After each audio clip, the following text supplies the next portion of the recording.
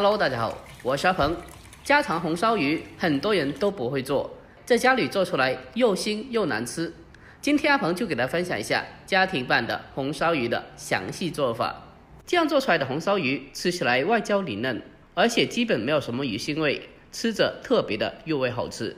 就算是汤汁拌饭，相信你也能吃上一大碗。好了，接下来跟着我的视频一起来看一下我是怎样做的吧。首先，我们准备一条新鲜的罗非鱼。我们在做红烧鱼的时候，鱼的品种没有什么关系，基本上大部分的鱼都可以作为红烧来使用。我今天的是红色的罗非鱼，也叫做彩云鲷。我们将鱼买回来后，再次的给它处理一下，用刀把鱼身上残留的一些鱼鳞刮除干净。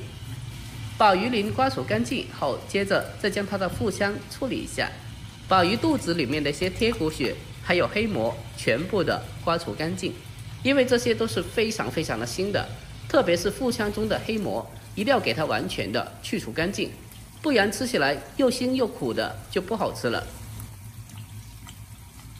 我们将罗非鱼给它里里外外的全部清洗干净以后，接着给它控干水分，捞出来。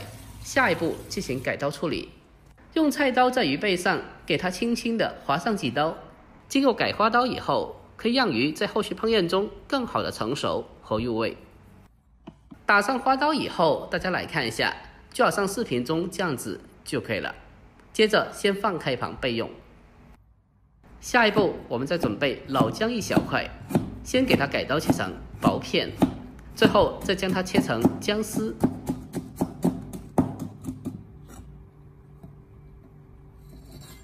切好以后，先给它装在小碗里面，然后再准备小葱少许，将它改刀切成小段。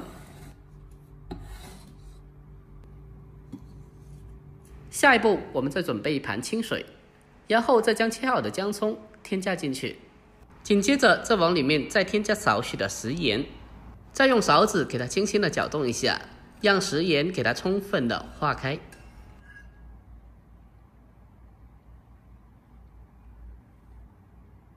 接着，我们再把处理好的鱼放进来，用姜葱水将它浸泡一下，可以很好的去除鱼的鱼腥味，而且还可以让鱼吃起来更加的好吃。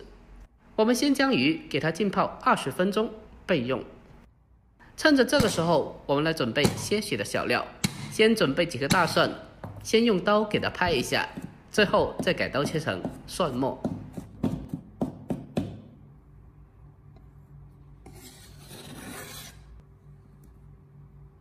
再准备少许的老姜，同样的给它改刀切成姜末。全部改刀切好后，和蒜末放在一起备用。紧接着再准备小葱少许，将它改刀切成小葱花。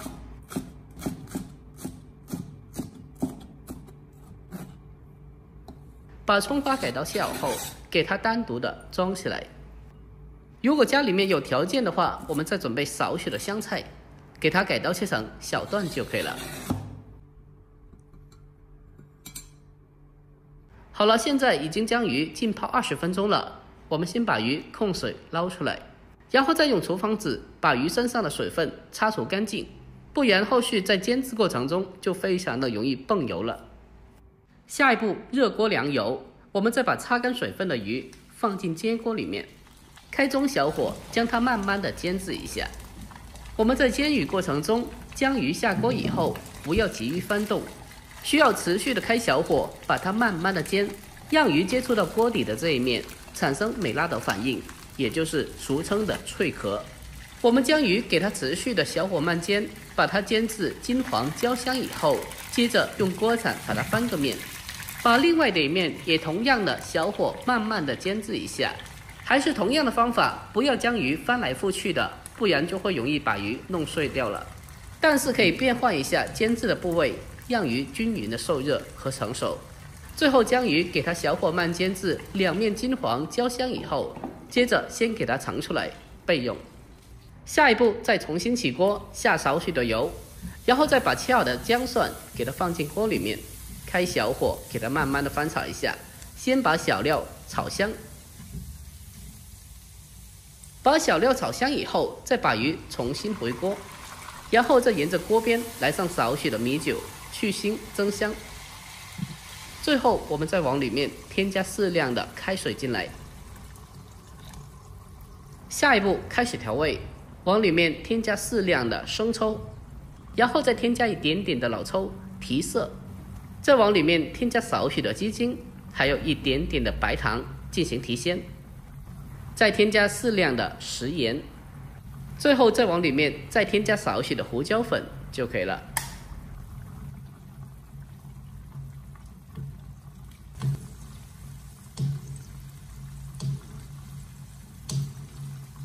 我们将鱼进行调味以后，接下来扣上盖子，用中火给它焖煮大概6到7分钟左右，让鱼更好的入味。A few moments later， 在经过了几分钟焖煮以后，我们打开盖子来看一下，现在的汤汁也所剩不多了。然后再用勺子把汤汁给它不停的浇在鱼身上面，这样可以让鱼的上面也可以均匀的吸收到汤汁的味道。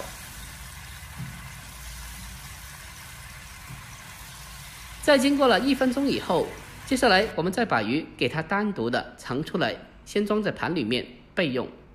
下一步我们再把锅中的汤汁进行处理一下，进行勾芡。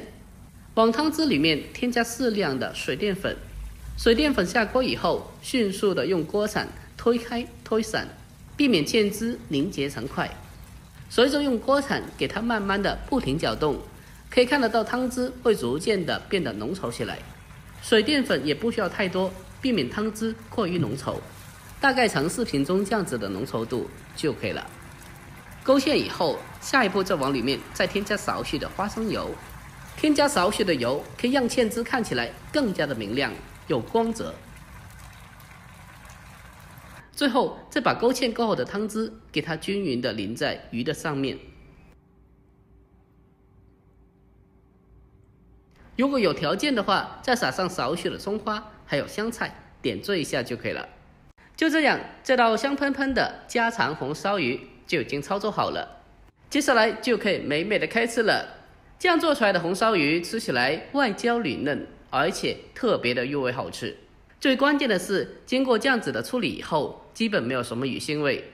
这道菜既下酒又下饭，而且就算是汤汁拌饭，相信你也能吃上一大碗。